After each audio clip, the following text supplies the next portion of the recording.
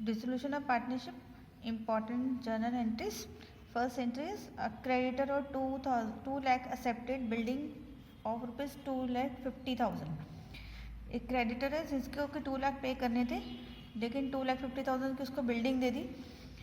तो इस सिचुएशन में अब हम क्रेडिटर्स को कोई कैश पेमेंट नहीं कर रहे और बिल्डिंग की भी कोई सेल नहीं कर रहे, तो इसकी कोई भी जर्नल एंट्री पास नहीं की जाती। अगर जर्नल एंट्री नहीं पास की जाती तब भी पेपर में आपको एग्जामिनेशन पॉइंट ऑफ व्यू से ये लिखना है कि no entry will be passed. ऐसा नहीं कि आप उसे छोड़ देंगे, ठीक है। क्वेश्चन का नंबर डालेंगे और उसके बाद लिखा जाता है no entry will be passed. This is for examination point of view. And dissolution की जो एक्चुअली रिकॉर्डिंग है उसके हिसाब से यही है कि कोई एंट्री उसमें नहीं की जाएगी।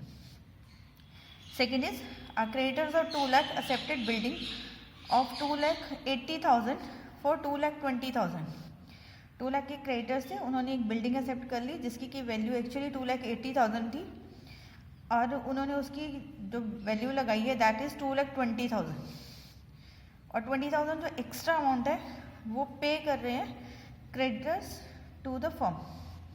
तो यानी कि एक्चुअली में बिल्डिंग की वैल्यू कितनी मिली, 20,000 उनको मिल गई, बाकी 2 लाख जो है वो आपस में एडजस्ट हो गया।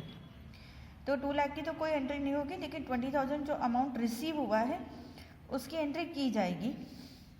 अमाउंट रिसीव होता है जब भी तो cash bank account debit, normally entries जो है वो बैंक अकाउंट के थ्रू की जाती है डिसोल्यूशन के टाइम पर। Bank account debit to realisation account. Asset हम ऑलरेडी रियलाइजेशन में अकाउंट में ट्रांसफ़र कर चुके होते हैं, तो जब भी बाद में अमाउंट रिसीव करने की एंट्री होती है तो रियलाइजेशन अकाउंट से ही अमाउंट रिसीव किया जाता है। Next is a creditor amounting to ₹80,000 accepted 20,000 in cash and investment of the book value of 65,000 in full settlement। क्या दिया उसने, 20,000 कैश में और इन्वेस्टमेंट। क्रेडिटर्स और इन्वेस्टमेंट जिसकी कोई एंट्री नहीं होगी, आपस में सेटलमेंट हो गया, लेकिन 20,000 जो कैश पे किया उसकी एंट्री होगी। Realisation account debit to cash और bank account. Next is a creditor of 50,000 accepted 45,000 in cash in full settlement. Creditors कितने हैं, 50,000 के, लेकिन अमाउंट लिया कितना है, 50,000 का। जब हम रियलाइजेशन अकाउंट में ट्रांसफ़र किया होगा, हमने पूरे क्रेडिटर्स ट्रांसफ़र किए होंगे 50,000 के, लेकिन पेमेंट कितने की है, 45,000 की, तो 45,000 की ही पेमेंट लिखेंगे। Realisation account debit to bank. Next is dissolution expenses were 800। Simply ये लिखा है कि डिसोल्यूशन एक्सपेंसेस 800 है, इसका मतलब फर्म ने पे किए होंगे। जब भी डिसोल्यूशन एक्सपेंसेस होते हैं वो रियलाइजेशन अकाउंट के डेबिट साइड पर आएंगे। Realisation account debit to bank 800। Next is dissolution expenses were 800 paid by partner A.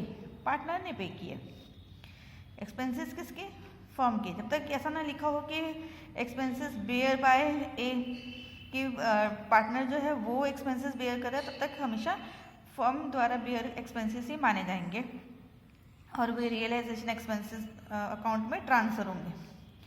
Realisation account debit to A's capital, क्योंकि पेमेंट किसने करी है, ए ने करी है, और अब फर्म को ए को 800 रुपीज़ देने हैं, तो realisation expense account debit to A's capital.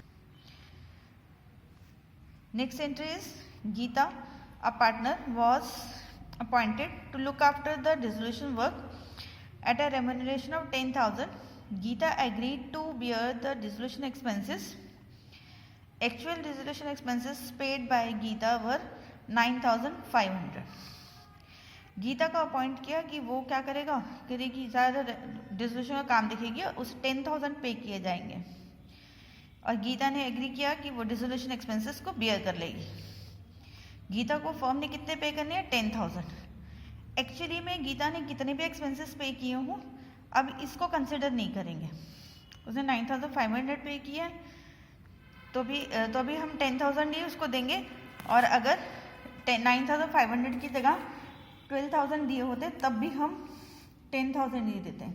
तो तुम्हारी एंट्री क्या होगी, realisation expense debit to Geeta's capital account, कितना अमाउंट 10,000, जितना कि फर्म ने उसे देना तय किया है उतना ही अमाउंट जो है वो उसे दिया जाएगा। चलिए next entry, Janaki a partner agreed to look after the dissolution work for a commission of 5,000 and also agreed to bear dissolution expenses।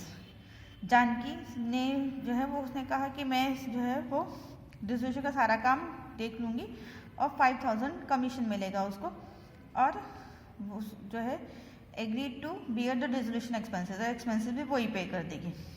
Same question है गीता वाले, गीता को ने कहा कि 10,000 में वो सारा काम कर लेगी, इसमें जानकी ने कहा कि 5,000 में सारा काम कर लेगी। तो उसके एंट्री क्या होगी, realisation expenses debit to Janaki's capital account 5,000। लेकिन इसमें आगे क्या कहा है, Mohan is an another partner who paid 5,500 on the behalf of Janaki. जो एक्चुअल में डिसोल्यूशन के एक्सपेंसेस है वो 5,500 आए और वो मोहन ने पे किए, तो जानकी मोहन को कितना देगी, पूरे 5,500 ही पे करेगी, क्योंकि ये उनका आपस का पर्सनल मैटर है जानकी और मोहन के बीच का। तो जानकी जो है मोहन को पूरे 5,500 पे करेगी, लेकिन फर्म जो है वो जानकी को 5,000 ही पे करेगी। उनकी सेटलमेंट की एंट्री क्या होगी, Janaki's capital account debit to Mohan's capital account. Next is a partner Kavita agreed to look after dissolution process for a commission of 9,000. She also agreed to bear the dissolution expenses. Kavita took over furniture for 9,000 for her commission, which was already transferred to realization account. अगर यही